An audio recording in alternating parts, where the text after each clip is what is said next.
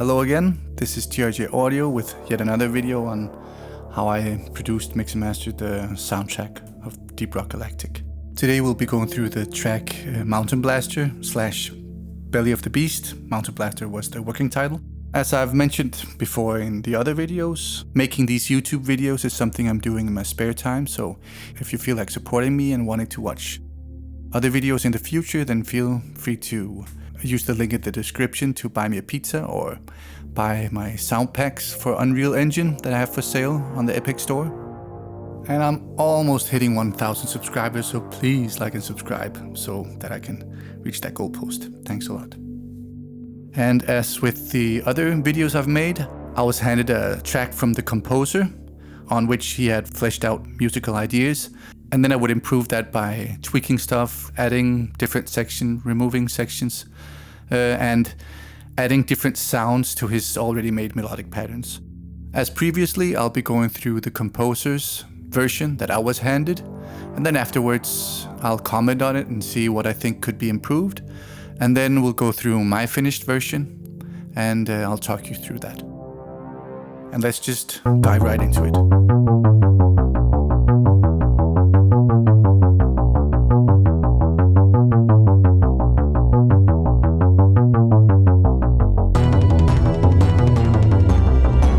From the get-go, this sounds a bit too run-of-the-mill. Could use some, some identity of some sorts. Sounds a bit too clean and a bit too repetitive.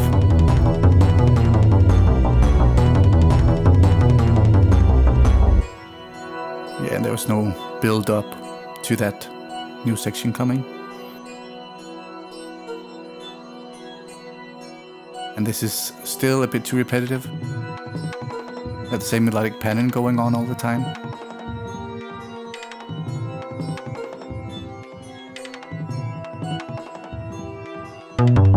And you could use a build up there as well to segue into this section.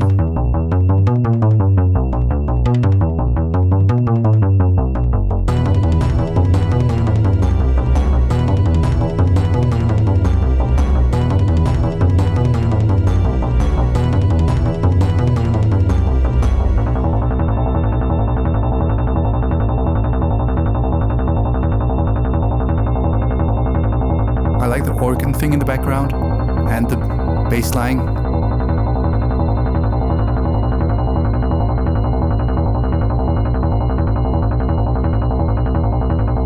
It's just the same sound over and over again. Here we have some drums coming in, pushing the whole mood, making it more hectic. But still, again, the sounds are a bit too vanilla and the whole thing is just a bit too clean.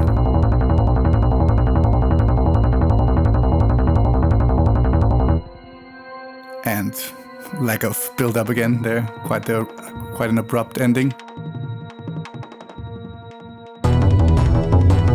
Yeah, and then we have the exact same part coming in again. So not enough variation melodically, or I don't know, what would you say? Sound style wise.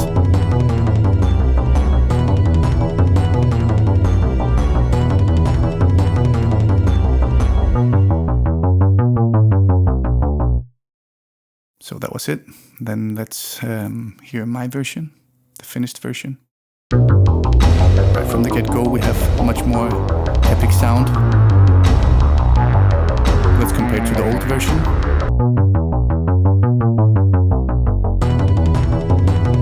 Back again.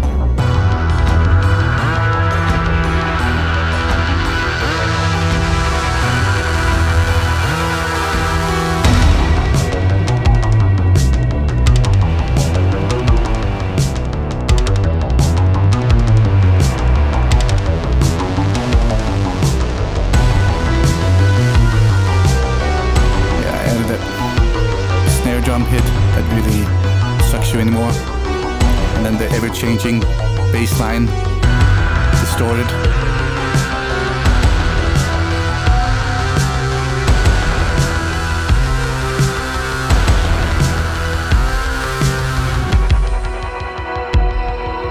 with all sorts of swirly, weird background sounds. And let's go back to the old version, which is just the same bass line over and over, same drums over and over, and then compared to my version.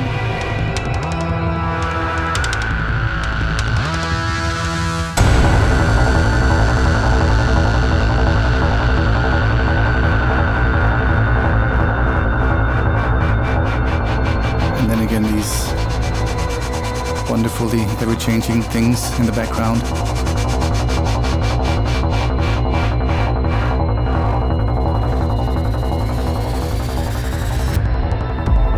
That build up right there, added as well.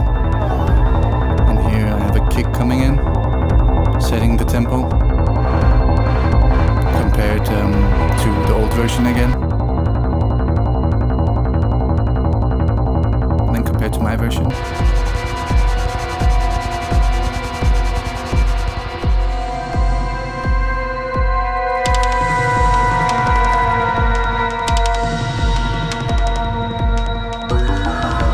And this pretty silly sounding section that I still like a lot, that I added.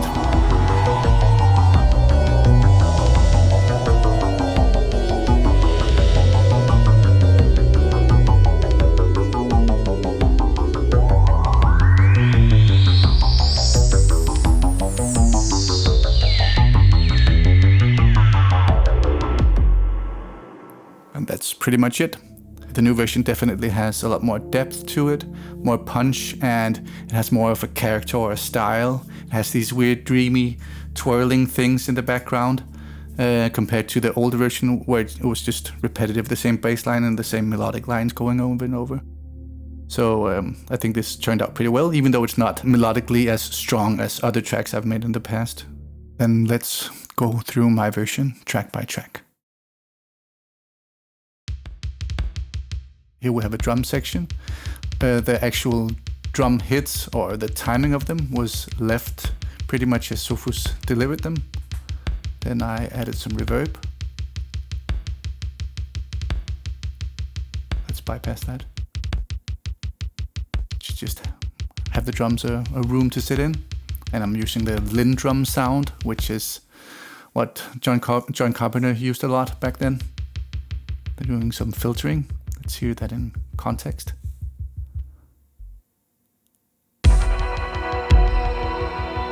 Yeah, it's sort of fading out the drums, but you can still hear the bottom end of the kick drum, and the same pattern going on over here.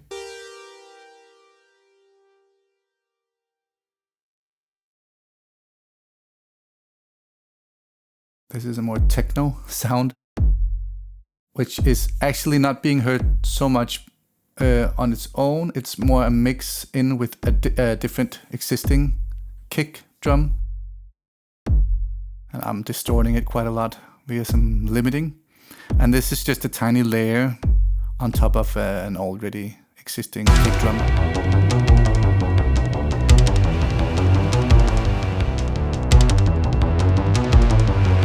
And I'm also using it as a sidechain that is pretty much ducking other tracks that I'll show you later on. So you won't really hear this kick too much, but I'm using the signal to duck other things. Let's go on to the next one.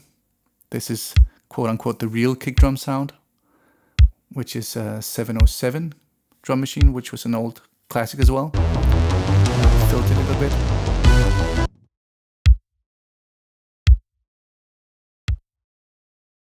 Yeah, it definitely adds a lot of punch. And the next track, which is the Linn drum machine again. Pretty silly sounding, but very 80s sounding drum track.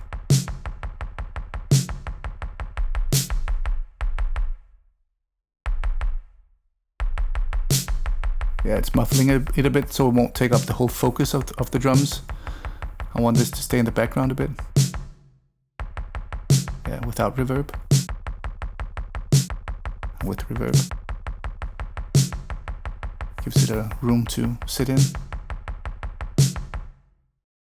And here's another techno-ish sound. That's very basic. Added some EQ again to not make it sound too upfront.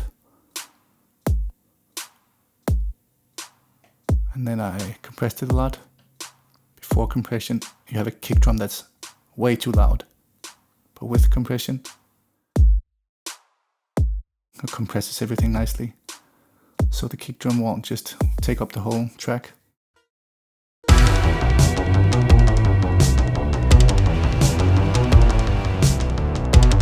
Then on to a machine I've used before, Behringer Model D, that I just recorded into this session. Slowly turning some knobs to alter the sound over time.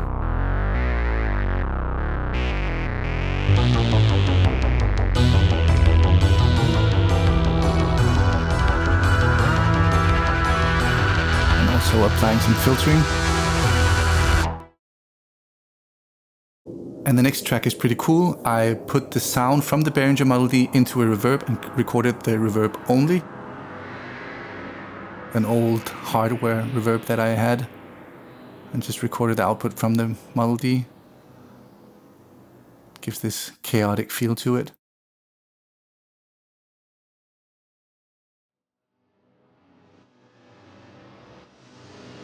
And here you can hear the pumping effect that is being triggered from the very distorted kick drum that I showed you earlier. So it's pumping the whole thing, ducking it. If we hear that in context.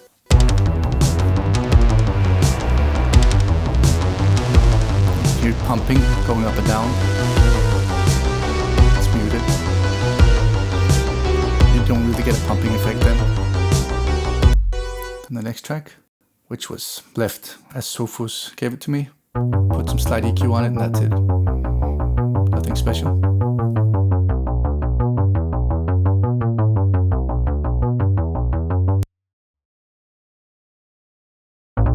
Then the next track, which was also left as Sophus delivered it to me.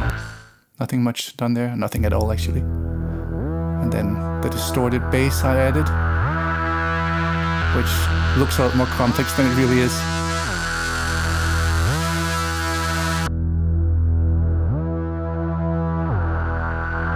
Pretty evil sounding. Then some filtering.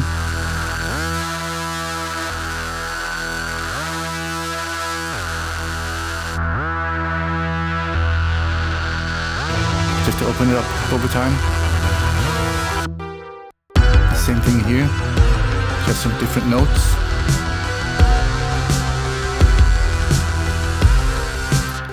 And the same thing here again, just different notes.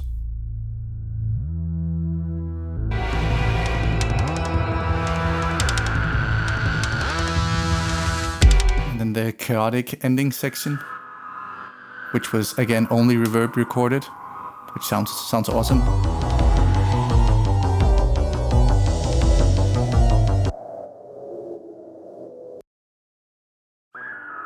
And I did the same thing with a spring reverb I had, which is a physical spring that you send the sound through.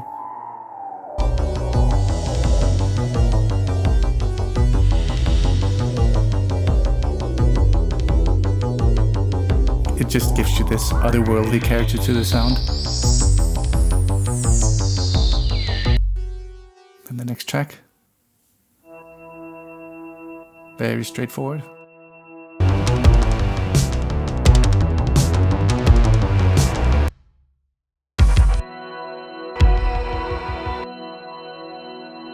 Beautiful sounding pad thing.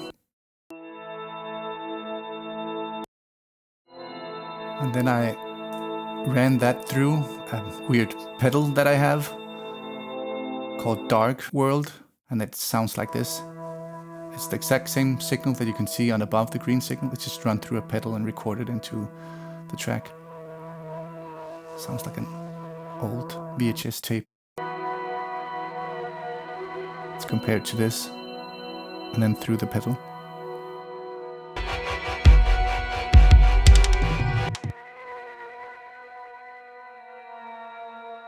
Sounds beautiful, I think. Very haunting and lonely, and old and dusty.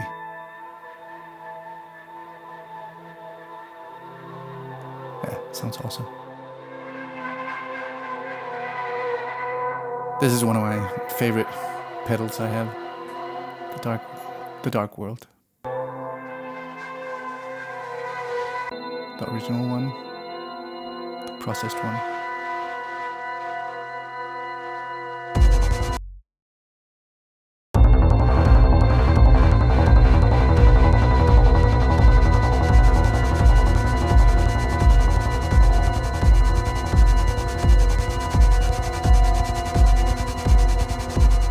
Next track,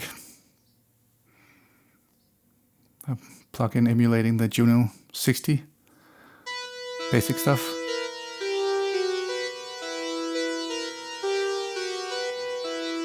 Some filtering on it, slowly opening up. And the next track, which is a replica of an old synthesizer as well. Sounds very old school in the 80s, as always. Nothing much there.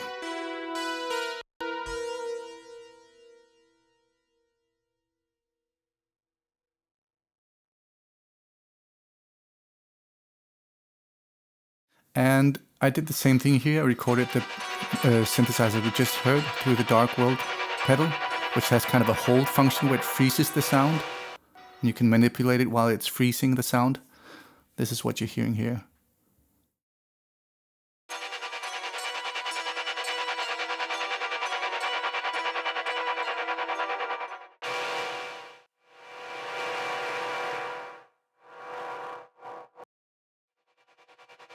Sounds super cool, I think. It comes and goes, and it's basically just noise.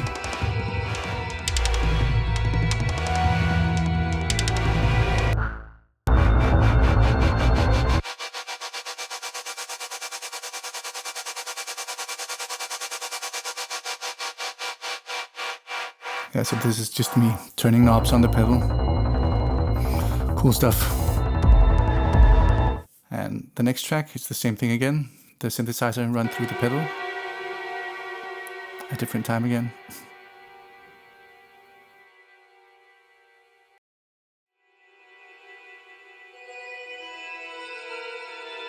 You can hear the notes from the synthesizer, but it just sounds magical and dreamy.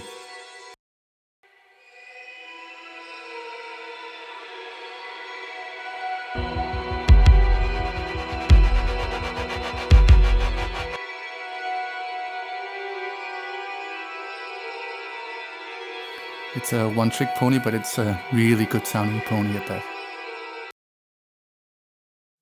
And another track, which is some drum patterns run through a hardware reverb, a different reverb unit.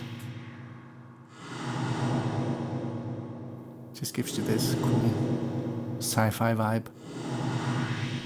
Basically, I was just rocking out a lot on this track with external audio gear.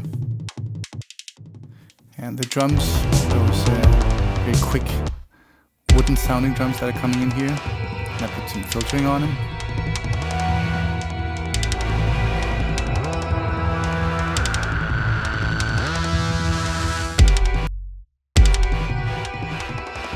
Yeah, there's just more bass and more treble now. And then those hectic kick drums. I didn't do anything to them at all. And then we're coming to the effects section now. Yeah, just big boomy things. Some anvil mixed with some epic drums.